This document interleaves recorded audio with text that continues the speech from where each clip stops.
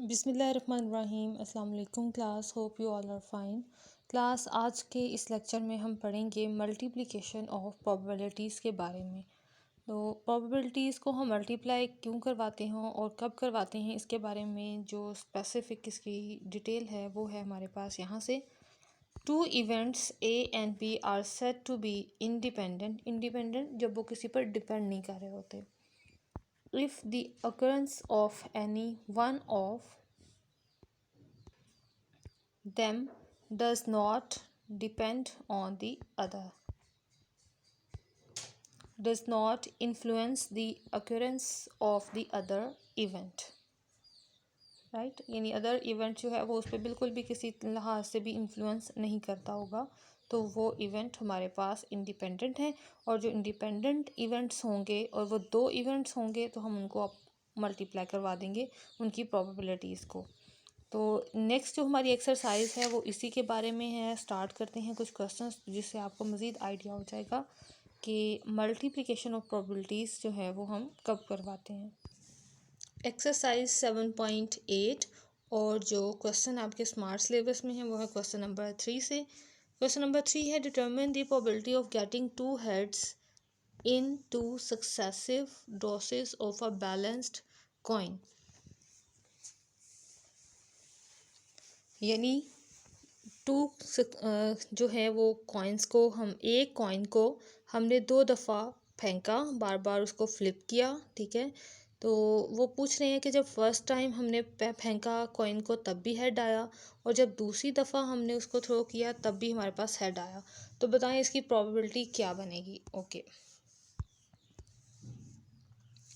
क्योंकि हमने टोटल इसको 2 टाइम्स जो है वो थ्रो किया, सो सैम्पल स्पेस सबसे पहले हम इसका बना लें। हो सकता है दोनों दफ़ा हेड आया हो सकता है फर्स्ट टाइम हेड और सेकंड टाइम टेल हो, और फर्स्ट टाइम टेल और सेकंड टाइम हेड हो सकता है दोनों टेल हो। ये तमाम की तमाम हमने कलेक्शन कर ली। अब नंबर ऑफ सैम्पल स्पेस कितने आ गए हमारे पास?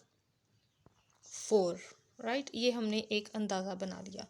अच्छा जी, अब हम थोड़ी सी इसको मज़ीद सिंप्लीफिकेशन से डिटेल से इसका सलूशन देखेंगे, ठीक है। अच्छा, सलूशन यहाँ से अब स्टार्ट है इसका। फर्स्ट टाइम जब हमने इसको थ्रो किया, फर्स्ट टाइम थ्रो करने से हमारे पास जो सैम्पल स्पेस है वो इसका है S1। या तो हेड आ सकता है या इसकी टेल आ सकती है। दूसरा है कि S2, उसमें भी या तो हेड आ सकता है या फिर इसकी टेल आ सकती है, राइट। अच्छा जी, अब हमने फर्स्ट टाइम थ्रो किया तो उन्होंने ये हमें बताया है कि 2 हेड्स हैं हमारे पास, 2 हेड्स हैं। यानी फर्स्ट थ्रो में भी हेड अपेयर हो रहा है और सेकंड थ्रो में भी हेड ही अपेयर हो रहा है, ठीक है।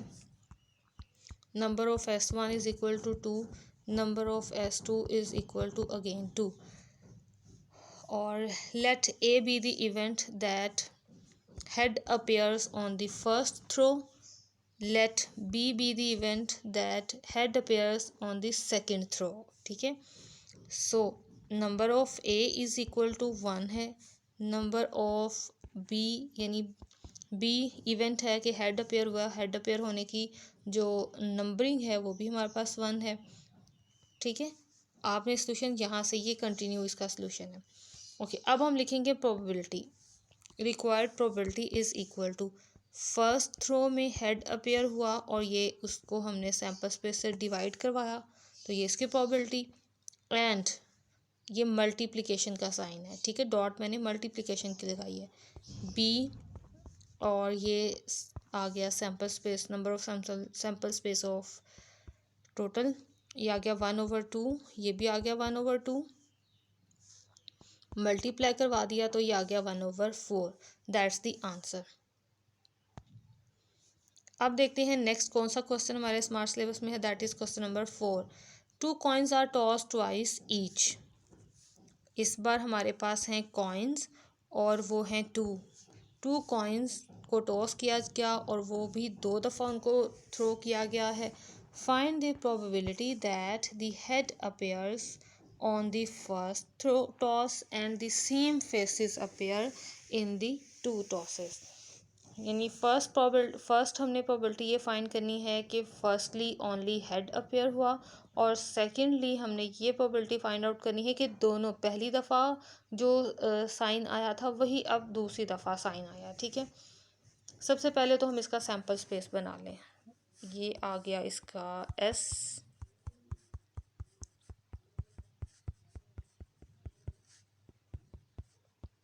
Okay, number of sample space is equal to 4।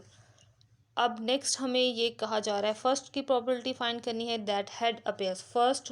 First coin पे हमारे पास अपेयर हो रहा है इसका हेड। क्लास हमारे पास 2 कॉइन्स हैं और उसे हमने 2 दफ़ा फेंका। ठीक है, ये हमारे पास है नंबरिंग या सैम्पल स्पेस। जब हमने दोनों कॉइन्स को फर्स्ट टाइम थ्रो किया तो ये तमाम पॉसिबिलिटीज़ थी, और फिर उन्हीं को हमने दोबारा से थ्रो किया, इसको S1 कह लें। जब दोबारा से थ्रो किया तब भी यही सैम्पल स्पेस बनेगा, ऊपर वाले एलिमेंट्स ये आप यहाँ लिख लें। So number of S2 again is equal to है ये 4।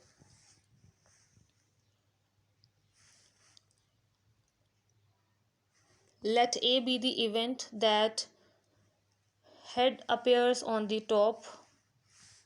ठीक है, so number of A is equal to, अब देखें S1 में फर्स्ट जो है वो उसमें हमारे पास हेड कहाँ कहाँ पे लिखा हुआ है, उन नंबर्स को हम काउंट कर लेते हैं।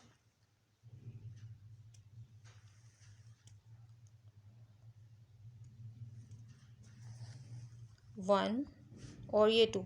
फर्स्ट टॉस में फर्स्ट कॉइन पे हेड आ रहा है ओनली 2 टाइम्स, तो यहाँ पे मैंने इसको 2 लिख लिया। और अब सेकंड इवेंट ये है हमारे पास के दोनों पे सेम फेस होना चाहिए। Let be the event that the same faces appear in the 2 tosses, यानी सेम जो है वो अपेयर हो रहा है उनका face.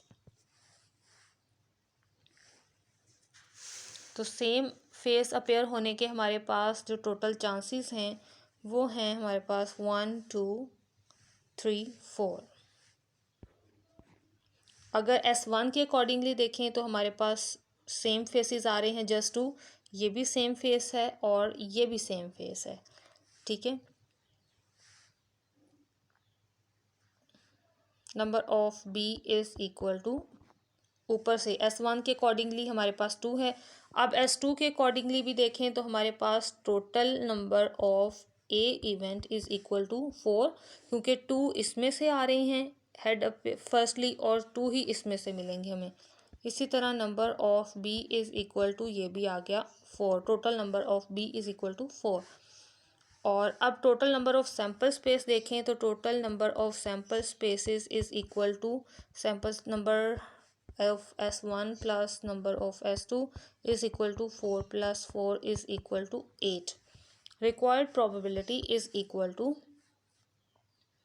total number of A divided by total number of sample spaces of B into B over S।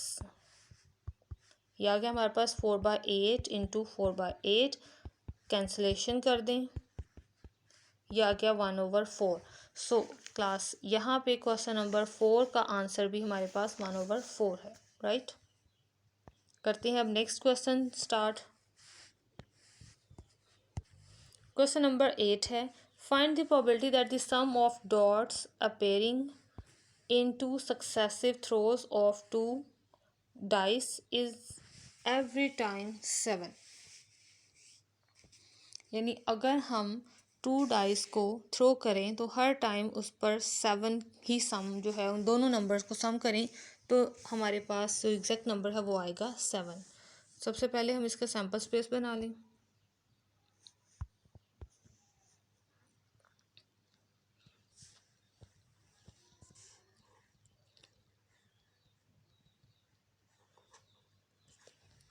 So number of sample spaces is equal to 36। Total 36 बनेंगे।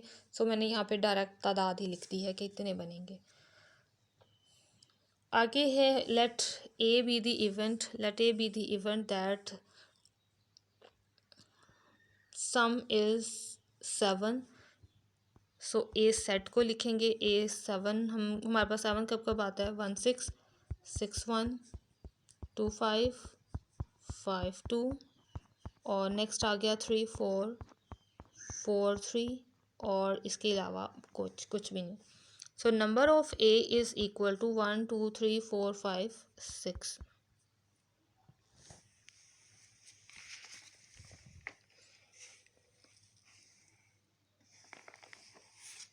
अच्छा क्लास, ये हमारे पास आ गया एक रिज़ल्ट इसका।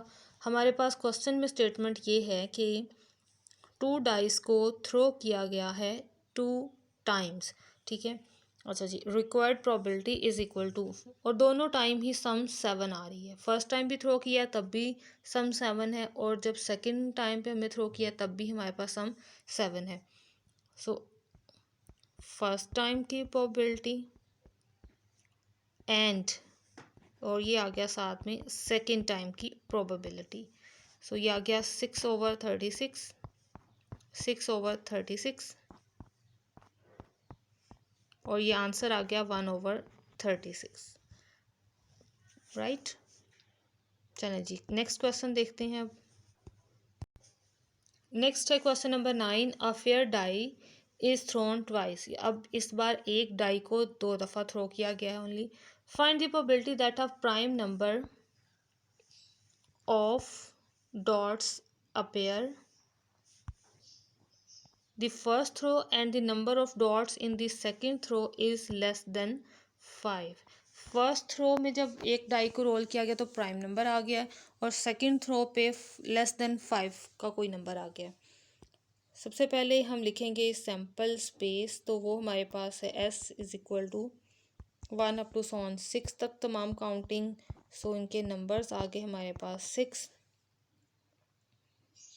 Let A be the event that prime number occur।